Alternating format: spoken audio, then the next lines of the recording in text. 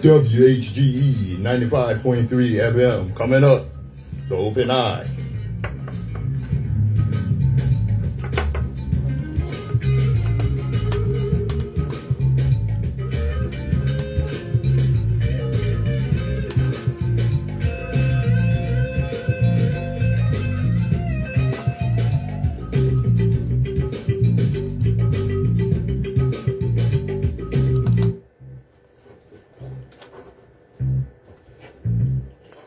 Right.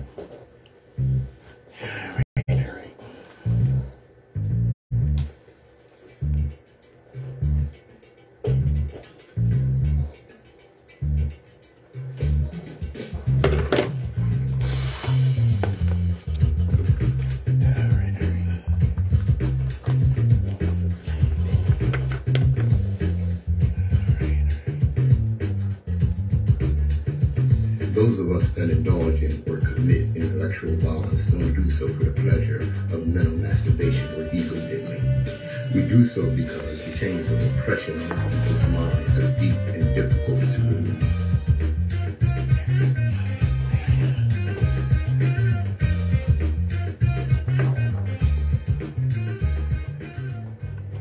Good morning, my children of the sun. Welcome to the Open Eye on WHGE 95.3 FM. Yes, indeed. Yes, indeed. Ready to get them started. I'm Patrice Gibbs, your third eye optometrist. And as usual, we're going to start you out with some history. All right. And you know what? Let me go ahead and do this.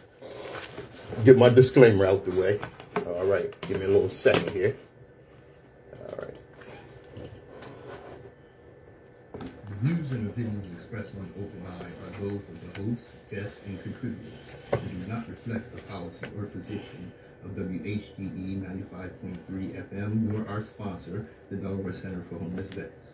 Any content provided by Open Eye's hosts, guests, or contributors are theirs and are not intended to malign any religion, ethnic group, company, or individual. WHGE 95.3 FM. Listen, sorry I'm late in here today, y'all. Had a little trouble getting in the station. We changed our lock on the door. That's okay. That's okay. I'm here now, and you know my feeling on being late. I'm always on time because my information is always on time. That's right. Yes, indeed. Hey, have you ever seen the movie, what was it? Boy, I got it right. Green Pastures. It's an all-black movie from what they consider the golden age of Hollywood. The reason I bring it up is because of Reginald Cliff Ingram, better known as Rex Ingram. He's a celebrated black actor in the 30s and 40s, even back to the silent movie era. Now, the thing is, he graduated from Northwestern University, where he was an athletic star, and earned his doctor in medicine. Rex Ingram. He graduated with honors and was the first member of the university to cross as Phi Beta Kappa. Don't really give a damn about that. Soon after, Ingram left for California to practice medicine, but soon realized that he would never attain his ambitions as a doctor because the white man was too thoroughly ensconced in the mantle of science. And he found that they relegated him to clean up after them. It's a man with a PhD in medicine. It's a medical doctor. So instead, he decided to pursue an acting career. In July 1936, Ingram said in the Brooklyn Daily Eagle, "For weeks I hung around the studios of Hollywood waiting for a chance. I had many ambitions, most of which concerned raising my people's intellectual and cultural standards. But a man got to eat. So when they offered him a job as an extra, he took it." Now, consider the times. He appeared the first time on film as the cannibal chief in the Tarzan of the Apes in 1918. After several small roles throughout the silent era, Ingram finally caught his big break in the movie I mentioned earlier, Green Pastures. He also appeared in Cabin in the Sky and Anna LaCosta, giving an outstanding performance for moviegoers. He had an excellent speaking voice, and he caught the attention of many. Rex is a pioneer actor that paved the way for many black performers today. Look him up. Rex Ingram. Reginald Clifford Ingram. Dr. Reginald Clifford Ingram. Cliff Ingram, who was not allowed to practice medicine because he is a black man. WHGE 95.3 FM. Let's see, something else I want to get in here. Let's look at this right here. Okay. Of course, we heard of the burning of the Library of Alexandria. Let me tell you what Dr. Clark said about that. When Alexander came into Africa, instead of burning libraries, and that's one of the greatest myths of history, he sent the books home to Aristotle, who rewrote a lot of them and put his name on them. So a lot of what you think is Aristotle's writings is actually plagiarism from African writings. Dr. Clark teaches us that. White historians claim Alexander and Julius Caesar burned African libraries during the collapse and conquering of Egypt, specifically the Library of Alexandria, supposedly destroying the greatest archives of African knowledge the world had ever seen. Our master teacher, John Henry Clark, says otherwise. Clark says these European conquerors instead took their manuscripts and papyrus back to their philosophers. These African written books and manuscripts were copied, stolen, and accredited to their own Greek philosophers. We know through Egyptian history that Greeks and Romans sent their philosophers and teachers to study and learn from the minds of Egyptian African teachers. Their great minds, Aristotle and Plato, used plagiarized information and teachings from our African ancestors. Know your true history, family. That's very important. That's very important. Know your true history. Don't let nobody come with no falsehoods, telling you some mess that just isn't so about our history. That's word. Don't let it happen. And I'll tell you what Dr. Clark said on that. It's impossible to continue to oppress a consciously historical people. Once the people know who they are, they will always know what to do about their condition. Now, Africa has always and still is the prize for the world. We as a people have always been the world's richest people, culturally rich, mineral rich. We have always been the prize because we always had and still have something that other people want, think they can't do without, and don't care to pay for it. Now, I'll be damned. It's time we start charging the world, Africa. Yes, sir. It's time we start charging the world. WHGE 95.3 FM. The Open Eye. I'm Patrice Gibbs. Soon to be joined by my partner in consciousness, Nsoromma. He's in the building getting us set up. All right. Let me get a little musical break going here right quick. There we go. All right. WHGE 95.3 FM. They put a new lock on the door, had me all screwed out here. I ain't even paying attention. Yeah, I called Harmon. Well, I spent $500 so we could be safe. Okay, I know all that, but you could have told me. You spent $500? Yeah, for that new lock. You could have gave you $250 that. You know? Yeah, but we gonna be on the air talking. No, we ain't on. Nah, I got the mic off. Nah, the mic's off. Live, nigga. Huh? Oh, yeah, we are. Damn. That's all right, y'all. We talk a little smack. See, that's what happened on live radio. You get some of that behind the scenes stuff. I ain't got nothing but love for you, Harmon, but I'm gonna talk smack to you and about you. It's all good. It's all good. It's all good. Love is love, man. Yep. Yeah, that's right. All right, all right. Let me get to this. Yeah, okay.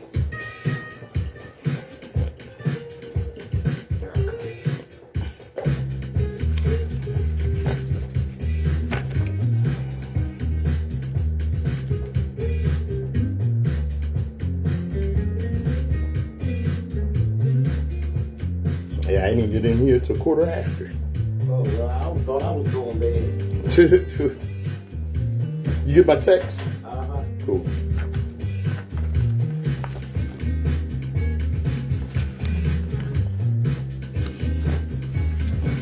I think I'm gonna deal with this.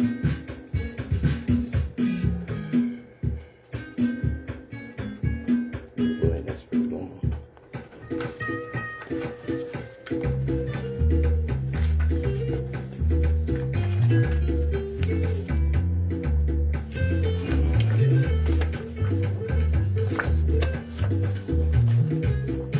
All right, all right.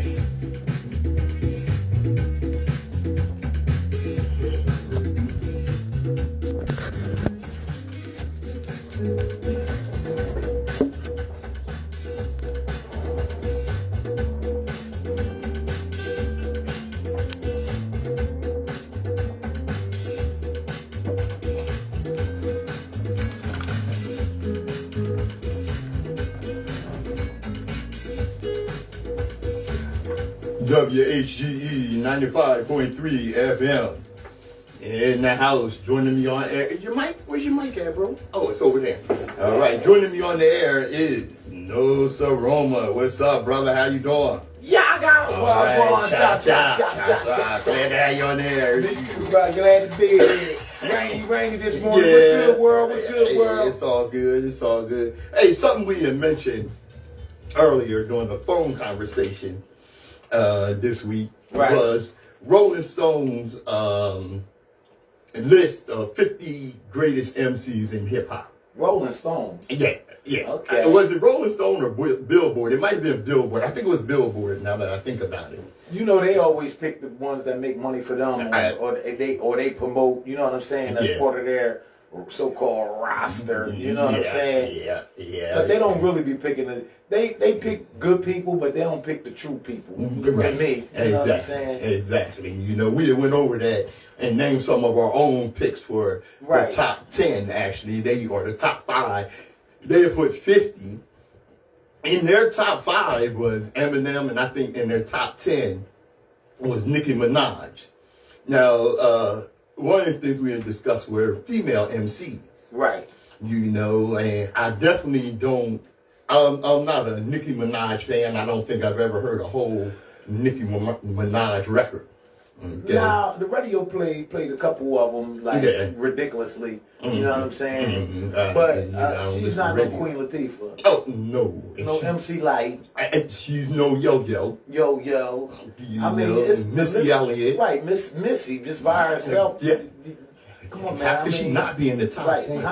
How is Nicki above Missy? Really? You know what I'm saying? You know. I mean, you know, they go by the numbers. Now, you know, the numbers is extraordinary because of the social media thing. Right. You know, when back in the day when we didn't have the streaming and it had to be done hand and foot, passing out the CDs person to person like that. Mixtapes. And it didn't have no real radio play all at once.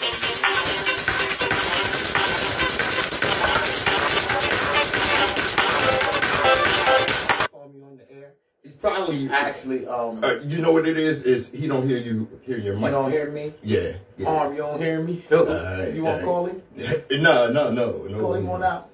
No, we alright. Yeah, but you know that it's all in the fact that, you know, they had their own people that they put on the list to put on the list. You know what I'm saying? Right. You know, so like Nsoromma and I are saying, you know, we have our own list. We think our list is a hell of a lot more valid and Billboard's list. Hit us with your list. Hit us with your top 5 That's artists. where, you know, WHGE 95.3 FM. We're going to move right along. Right. All right. Poverty is criminal. How many times have I told you that poverty leads to crime? Crime leads to violence. That's where it comes from. Now, it's safe to say that crime has existed as long as humans have been on this planet. Well, I don't know if I agree with that, you know, because, you know, the Empire of Kemet went 3,000 years without a war. But did you know that there's a recipe for crime that allows you to create crime where none may exist? And why did they do that? And we had it. We used to have it in our community. We leave the door open. You can come and in our crib, knock on it. None exists. Walk in. I mean, it's changed, man. Let's break that down in 2 parts. The recipe and the application. First, the recipe.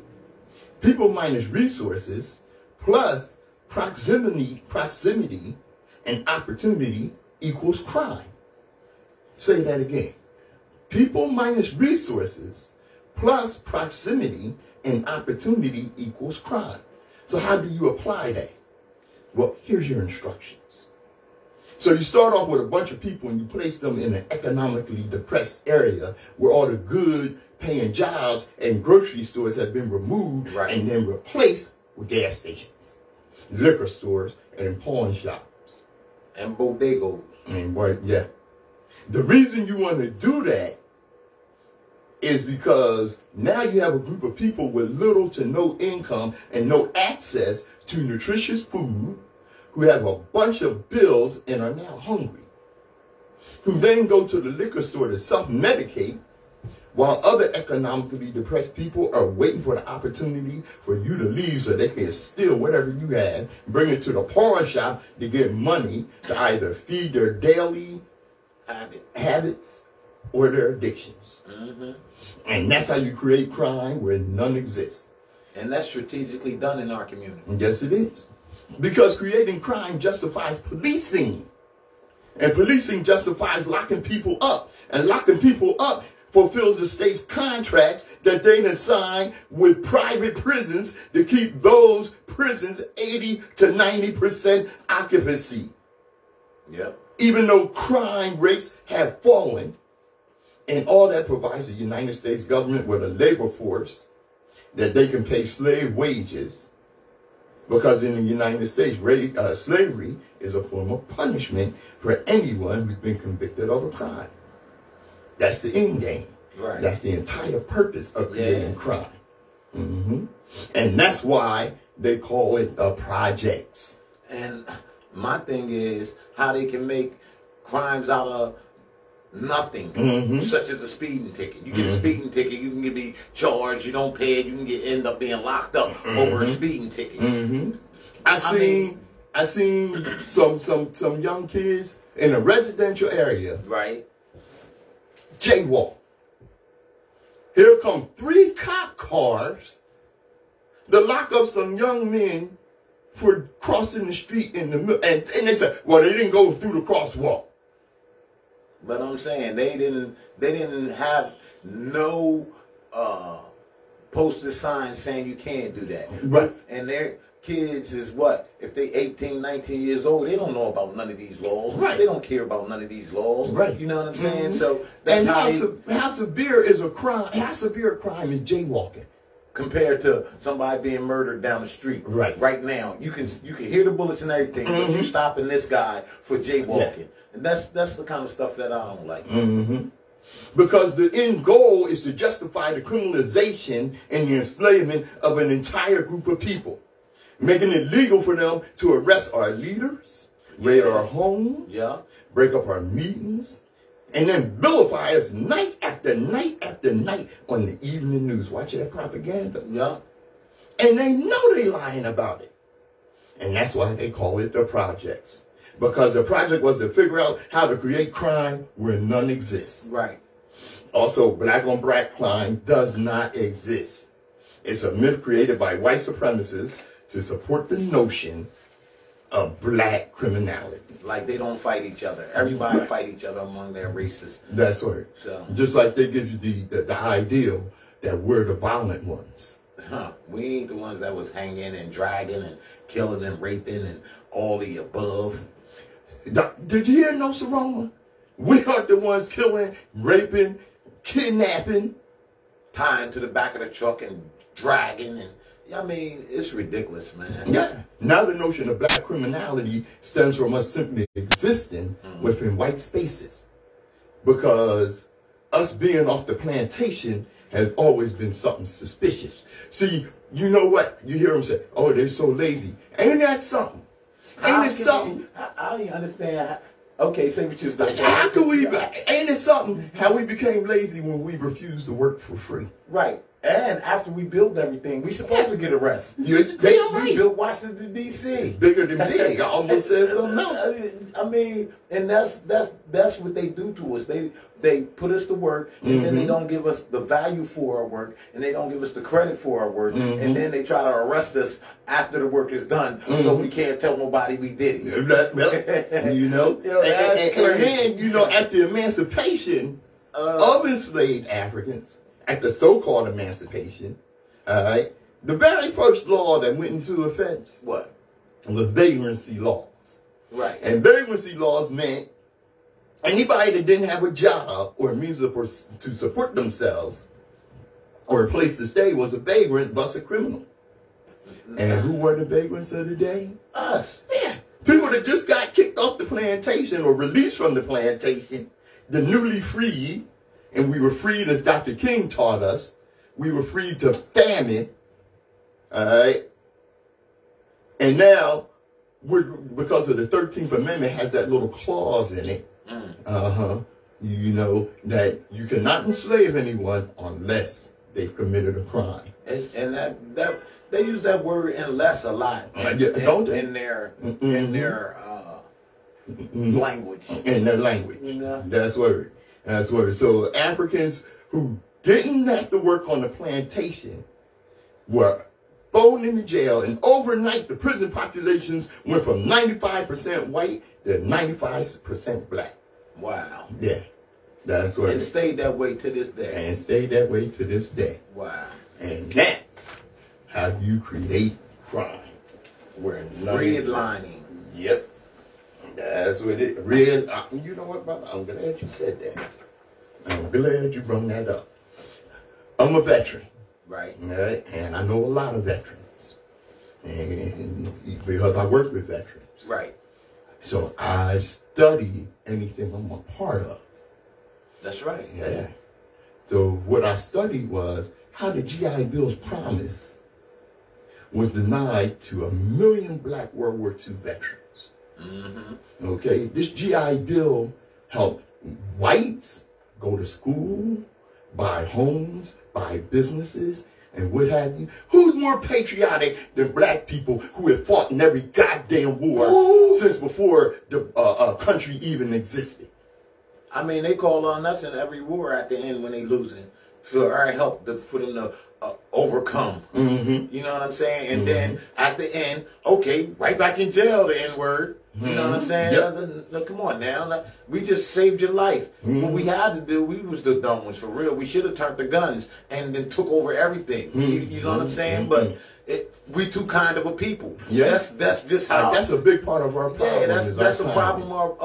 That's our problem. Yeah. We too kind. We want to be that. Hey, come on, let us help you. Yeah. You kill us after we help you. I mean, that's. Aren't we tired of that? We should be. That's what I'm saying. We should be. We need to. Now, the GI Bill, you know, promised prosperity to veterans. All right? Take one case in point. Eugene Burnett. He saw the neat track houses of Levittown, New York. He knew he wanted one. Right. All right? This is 1949. And he went into service to get it, right? Yeah. Okay. Well, he went into service to serve his country. But some people go into service to serve their country, and the service was offering them things to draw you into the service. Of course. So they wasn't just going because they wanted to fight with their country. They was going to take care of their family to make a better life. That's right. They wasn't only just going to fight for America. They right. were going because they had offered them incentives. Yeah. So I'm like, and they bamboozle them. Yeah. Well, Eugene Bennett, 1949, ready to settle down to a larger home with his family, you know, and the newly established Long Island suburb of Levittown seemed like the perfect place to begin their post-war life. Suburban in Levittown. Levittown. Yeah. One that he hoped would be improved with the help of the GI Bill. That sound all white anyway, Levittown. Yeah, don't it though? And the GI Bill, of course, was a sweeping legislation aimed at helping World War II Bennett's life-burning prosper after the war. But when he spoke with a salesman about buying a house using the GI Bill guaranteed mortgage, the door to the suburban life in Levittown slammed. Bloom! Yep.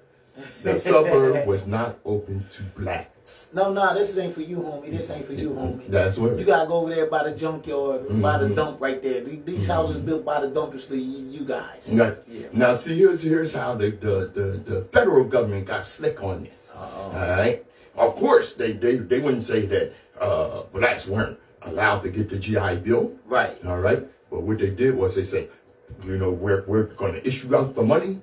But it's up to the state to decide how to regulate who gets this money in the GI Bill. Oh, that was the little slick thing they did right there.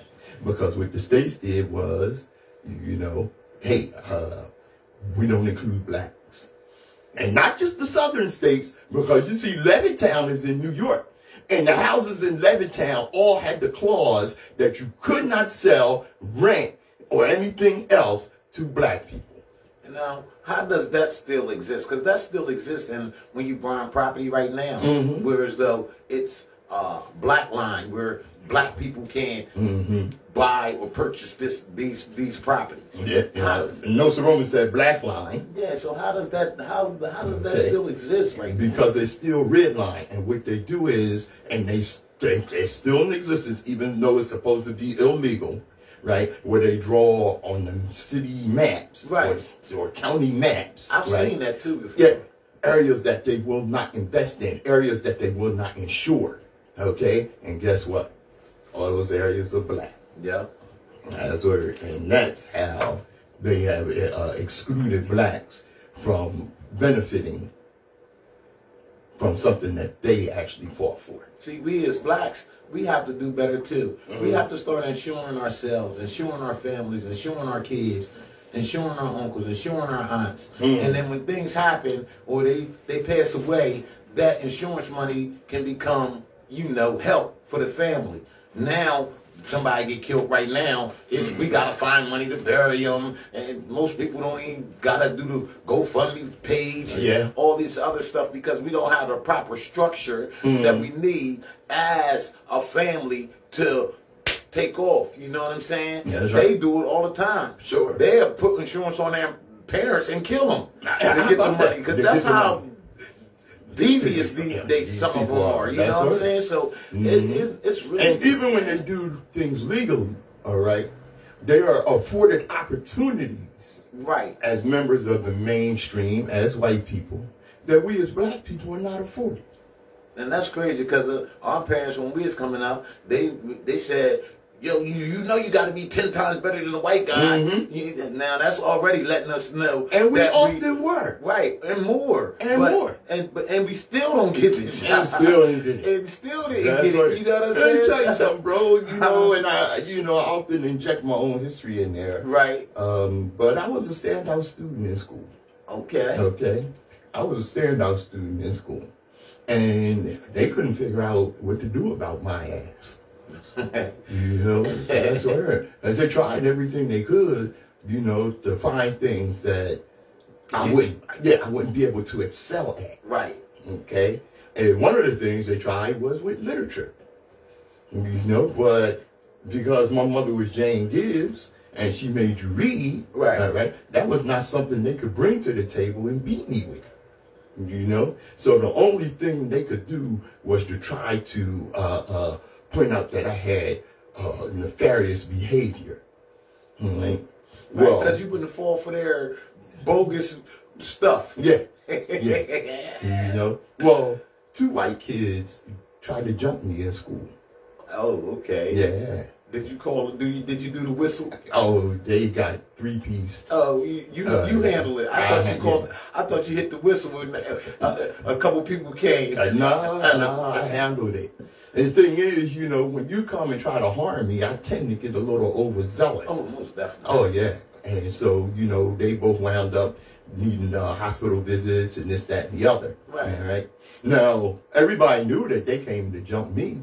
But what happened? I got expelled. How you like that? Yeah, that's what happened. Yeah, that's what. And let me tell you something. We're dealing with sick people here. Don't get that mixed. My boy don't call them sick. He say they handicapped, man. And they got a deficiency, man. You don't want to beat up a handicapped kid, do you? Shit. Let me tell you, some handicapped kids need to be beat. Yeah, but that's and they passed that law that you could do that. I mean, you gotta discipline everything. Yeah. Even a monkey will discipline their children. Of course, yeah. Any kind of animal. But when you cross the line from discipline to abuse, right, which they doing to us as blacks, and which they will do to their own. Case in point. What? All right, South Carolina. South Kakalaki. Yeah, South Kakalaki. All right, the lawmakers are, and I think it passed the House down there. All right. Okay, what's this? Okay, they trying to pass a bill that would make a person who has an abortion murderer. Yeah. Well, what they're trying to do is, if they've already outlawed abortion. How you thought? Okay. I ain't even gonna go into that. Yeah. You know. So, if you had an abortion, you're eligible for the death penalty. Wow. Yeah, that's how deep. The bill titled the South Carolina Prenatal Equal Protection Act of 2023. The Equal Protection Act. It would change the state's criminal code and redefine person to include a fertilized egg at the point of conception. According to the bill, the change would ensure that an unborn child who is a victim of homicide is afforded equal protection under the homicide laws of the state. Under South Carolina law, that includes the death penalty. Now, let me tell you something. Wow. These people don't give a damn about protecting no children. Or you, as far as that. As far as that. Because if they cared about protecting children, okay, they would do something about the children that have been murdered in mass shootings. They would do something about the children that are living on the street or living in their parents' car because they can't afford a home because your legislators have sold out to developments and there are no affordable homes in your area. They would do something about the high price of food and these children that are hungry or facing food insecurity. They don't give a damn about that. I mean, when they take out all the projects that help the kids, I mean, and in schools and around the neighborhood, the boys clubs, girls clubs, and, you know, Girl Scouts and Boy Scouts, all of that stuff still exists in their community. Yes, it does. It don't exist in our community. No. The chess clubs and the home economic classes and teaching. I mean, where it was teaching us, we had that. Yeah. And then they seen that it done for us too good. We had our brains had developed too much. Too fast. Yeah. So they wanted to take that out and make us dumber in the privatized communities. You know what I'm saying? See, you know what? And here's the thing, all right? Before education became a thing, national education, public schools and what have you. Right. All right. You got to realize that America, black and white people, was a agrarian society. What I mean was people owned farms or their own farmland. Even if they had a small plot, they were able to feed their family. Right. Okay. With that space of backyard. Yeah. That 10 by 12. You know? And they only went to school a few hours a day to learn to read and write. Once you learn to read and write, okay, you pretty much had what you needed because you could, and learn to count, all right? Because you could read a contract Okay, you could count your money, all right? But what you couldn't do was run the machines. All right. So what they did was, and this was Rockefeller, they instituted public schools. And what public schools did, right, it takes time to indoctrinate. So they figured out that it actually takes 12 years. From 5 to... Yeah. From 5 years old, or 5 or 6 years old to 18. To 18, okay, for you to be indoctrinated. And see, that's why you have recess, okay, because you think about it. When you're working in a factory or industrial situation, right, you get lunch for a half hour, all right, just like we did in school. And, I mean, we got recess for a half hour. They were prepping you. Right, they were preparing you. Yeah. They were preparing you for life in industrial enslavement. Okay, so this was not only for white children, black children, whatever children that came through the school system. Listen, they ain't discriminatory for getting that money. They don't care who get it. No. See, and this is what poor white people need to realize. They don't like you. Don't get that mixed. They don't like you. They like you better than us, though. Well, yeah. And see, here's the thing. What they did was they fooled you into believing that one day you could be part of them. Which it never happened. Which it never happened. Right. All right. And you would die, as a rule. A lot of y'all died poor. Yeah. And what have you. Right? And then you look over and you see black people that had broken the spell. And you get jealous and filled with hatred. And they fix it up for you. So that you don't really understand what it is that you're having a problem with. Right. Okay? It's not the fear of black people that you should be dealing with. Because what they do is, like I tell you about the economic pie, it has 10 slices. All right? They take 8 slices and then turn around and say that N-word took your slice. Yeah. And you foolish enough to believe that. Right. Okay? And you mad at the person that just got a pie, a slice like you. And they got you thinking he got more slices than you. Yeah. That's the bamboozle. That's the bamboozle. You know, that's the bamboozle. And I'm going to tell you what's part of that bamboozle. All right?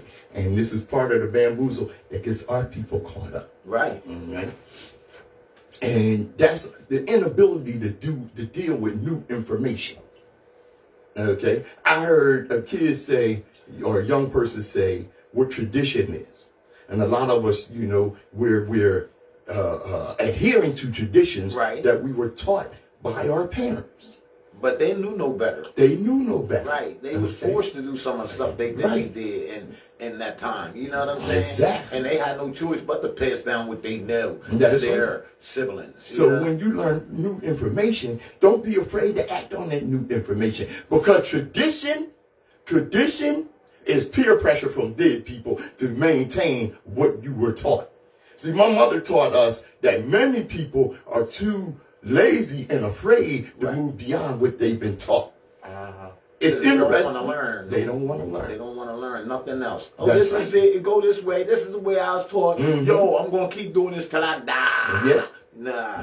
You know, that is not. And you know, and I might have said this last week or the week before, but it's interesting and disturbing how people will accept a particular dogma or understanding and defend that understanding even to the point of violence. Yeah, they do that. Even to the point of violence. Yes, indeed, man. I know some Muslims will jump on your ass if you say something. Some black people, if you say something about the Arab Muhammad Ibn Abdullah.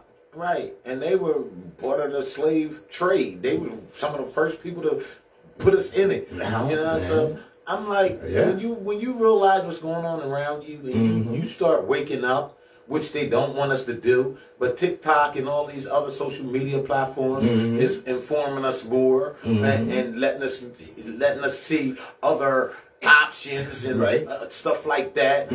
They want to ban that stuff now. Oh yeah, they don't want you to know. Now let me tell you something right quick. You know, we want to deal with that right fast about TikTok.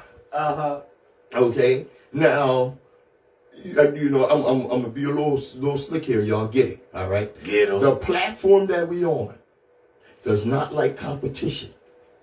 Okay. Right. TikTok has opened up information that you can't find on the platform we're on unless you tune in to someone like myself and Nsoromma. Right. Okay? But what TikTok has done is I know people that have learned things about our condition and about what's going on in the world on TikTok that they never learned in school. Right. Or suspected. Or suspected. Yeah. Or even had any idea about it. Yeah. All right? And like I said, you know, even when presenting with new information, and this is across the board, it's so for Christians, Muslims, Moors, the conscious community, okay? And I've seen people actually threatened. I've been threatened by a brother who was with the Moor Science Temple, who threatened me for saying I was African. I seen a sister leave a lecture, came out of that lecture and started screaming on people for saying they were black. All right? I mean, damn. Damn, y'all. Some of the words that, you know, they put in effect on us is really taking us out of the see, our ancestors were smart for real when it came to dealing with the white man. You know, they have put a lot of stuff in position that protect themselves through their bloodline. So what they did was water down your bloodline to where as though it ain't nothing but water now. It ain't even blood. So when we saying these names, black, African, and all these other names that they made up for us, that's not us. Well, wait a minute. When you say black, you look on the walls of ancient Kemet, and they will tell you, we're black people. But they didn't call themselves black. Black is not a nationality. No, black is not a nationality. Exactly. But it's so a what part was of their their nationality? heritage. Their heritage was Kemet, which basically means people are black. But they said they took the meaning, which is black is nothing in the dictionary that we were indoctrinated from. You understand? That's where the slickness come in at. See, and here's the thing, the correctness of what you're saying. Okay, like for instance, you take the Moors. Okay, in their definition, they said black means death, and they turned the Moors. These are well, excuse me, Moors, because I know y'all don't like to be called black. These are the brown people. Okay, at the Moor Science Temple, and they turn right around. They say black means death by science, which to me is absolutely ridiculous, and turn right around and say white means divine. So you have allowed your oppressor to make the definitions for you, and you have accepted those definitions. Right, that's what I mean. Okay, because to me, black relates to the deep relationship that we as a people have with black matter, melanin, which makes us children of the universe, blessed by the sun. Right. Okay. To me, black is just a word in the dictionary. Okay. That has no meaning to me as an individual. Okay. Well, brother, I'm going to tell you like this, okay? That's one of the problems that our people have, because black and African, okay, has been equated with slave by the oppressor. African does not mean slave. Black does not mean slave. Don't let the oppressor define or give us definitions to terminology. It's their English dictionary, so they going to break it down how they want. So okay, if you're saying what's in their English dictionary. But we have defined the lexicon long before they did. Along comes the oppressor with their ideology. Ideology and definitions and what have you. And we accepted those. And when we accepted those, we have rejected our own definitions. That's why we get things like, I ain't black. How many times have I told you about when I was over in Africa, and I would meet a black person, they tell me they Persian, they're not African, they're not black. All right, that's because you have been colonized in your mind. They wasn't giving you. They wasn't saying that. They were saying their nationality. Black is not a nationality. You just said that yourself. Okay, like I said. Okay, and we got to start using our nationalities, not black. Okay, and what is your nationality? Because your nationality defines where you live. I'm Billy. So if we live here in America, then nationally, our nationality, okay, which has nothing to do with our ethnicity. Right. All right. Our nationality is American. Is a what? American. So that's what we live in America. Me being here in America is only a place I live. That's not my nationality. My nationality is my bloodline. Okay. My bloodline is not America. What were you going to define your nationality as?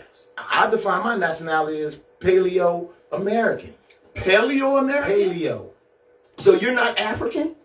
No, I'm not African. I'm Paleo-American. And that's a problem right there, brother. Because paleo African, only... Wait a minute. White guy named African. Come on, brother. We already schooled you on that. What's his name?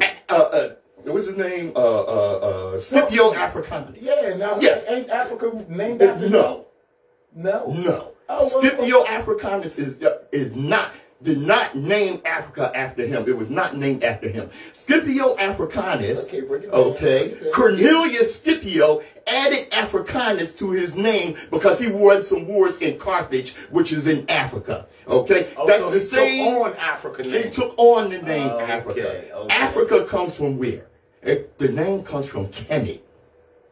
Okay, that's where the name comes from. Get him. All right, the name comes from Kemet. Af, meaning house. Okay. Ra, meaning God. Okay. Ka, meaning spirit. Africa. Okay. House of God, spirit. Get him. That's where we come from. Okay. That's who we are.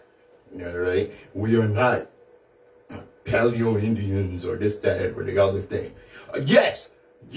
We came before Columbus. We were here before Columbus. Columbus was early.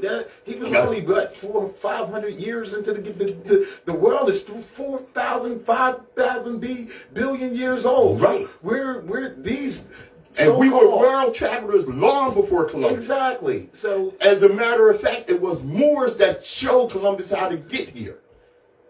Okay, and these Moors, don't get it mixed. And I know a lot of y'all relate to these Moors, and I myself give the Moors a lot of credit for the advancements that they made. Okay, but of course I know that those advancements came from where? The ancient people of Kemet, who traveled North Africa and educated those who took that education further into Europe and conquered Southern Europe. And look, let me tell you something, Africa.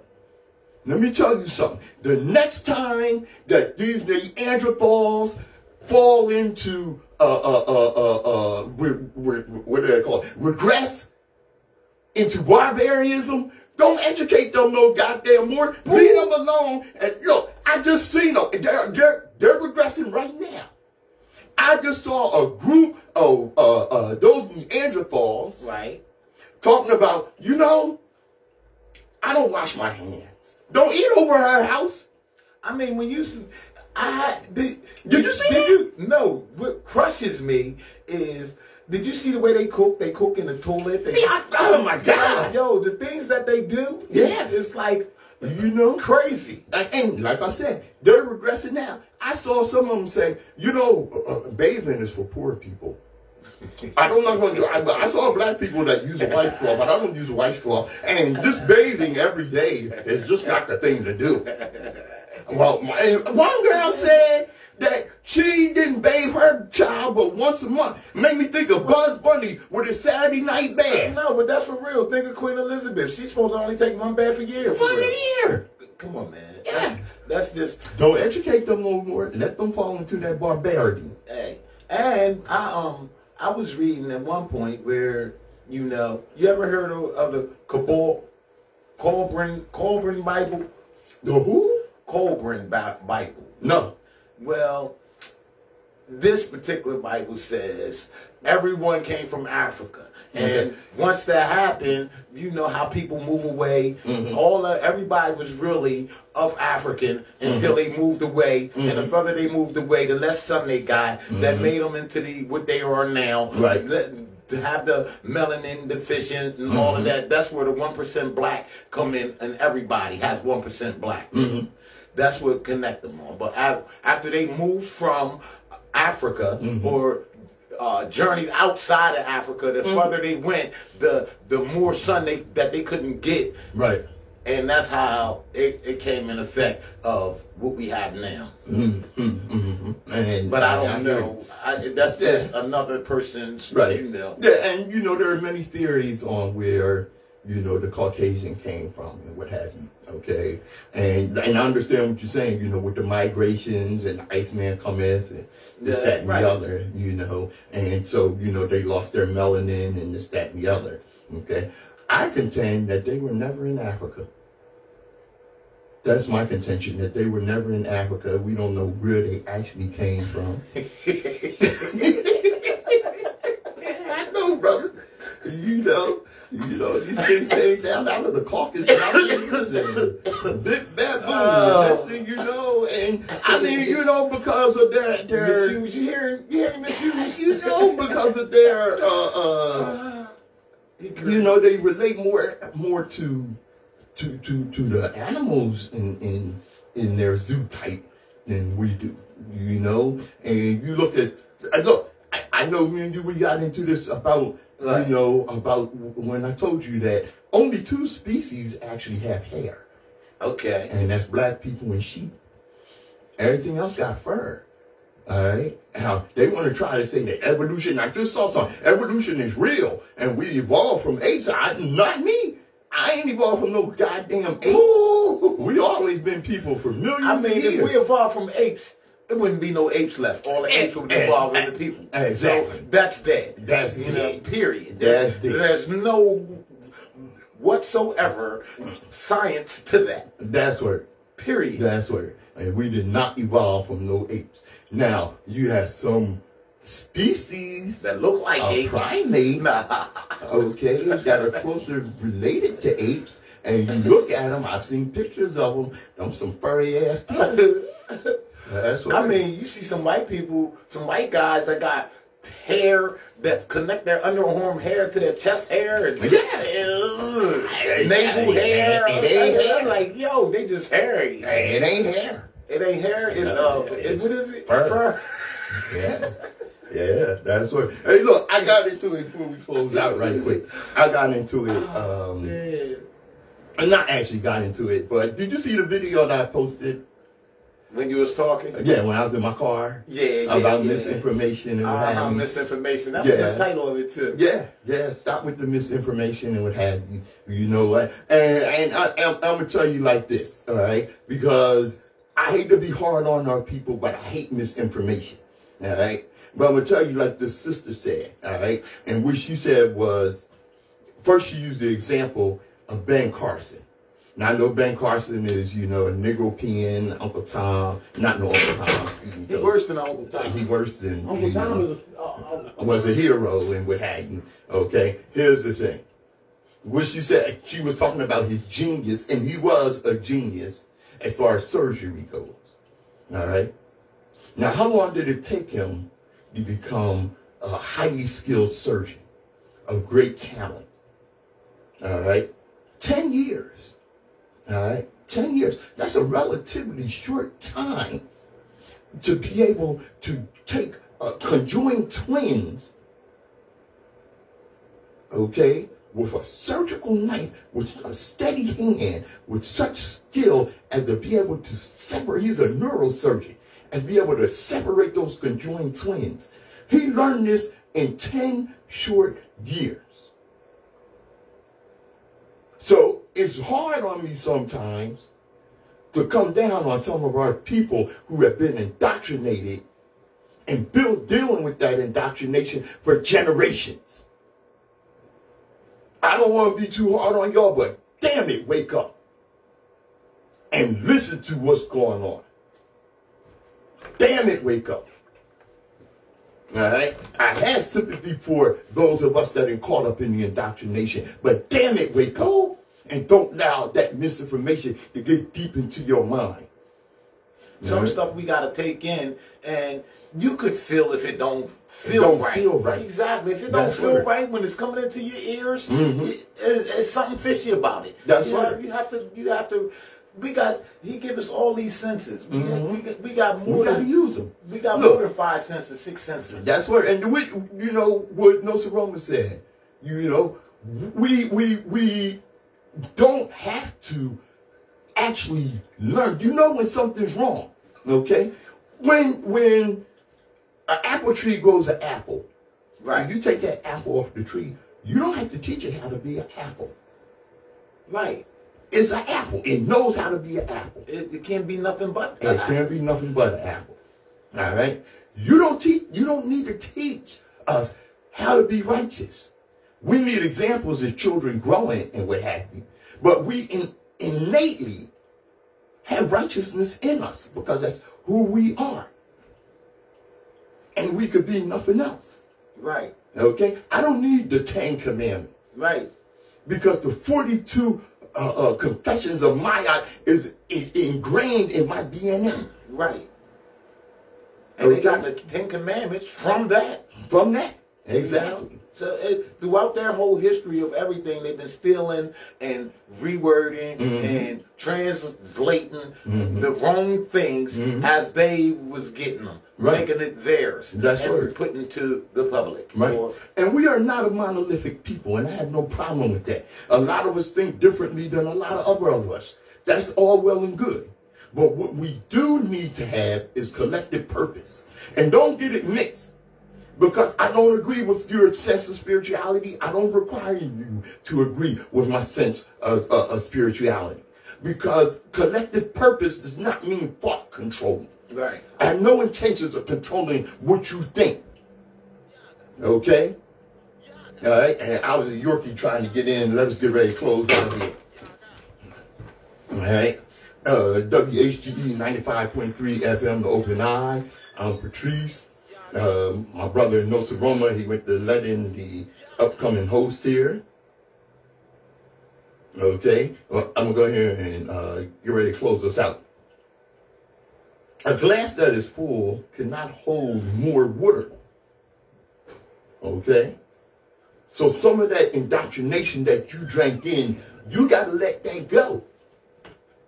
A glass that is full cannot hold more water. Let some of that indoctrination go. It must be empty first. And remember, as we always tell you, destiny determines who enters your life, but you decide who stays. Therefore, value those who value you, and don't treat those as a priority who treat you as an option. I'm Patrice Gibbs. I'm Nsoromma. Thanks for joining us on The Open Eye. WHGE 95.3. Yeah! All right. Hey, yo, thank y'all for tuning us. Yo, Nate, what's good, bro? Back in Delaware, I see you lined up. Yo, what with darkness? Yo, Jardy, yo, Jakim, Jardel. Yo, I always mess your name up. I need a nickname for you. I'm gonna call you Jay, yo. Yo, Jay. What's good? Thanks for tuning in. Anyway, you know what I'm saying? Nsoromma streaming on all platforms. Hey, thanks for tuning in. Like Nsoromma streaming on all platforms. All right? And like I always tell you, global African supremacy. All right? Because the world was a much better place when we ran the world.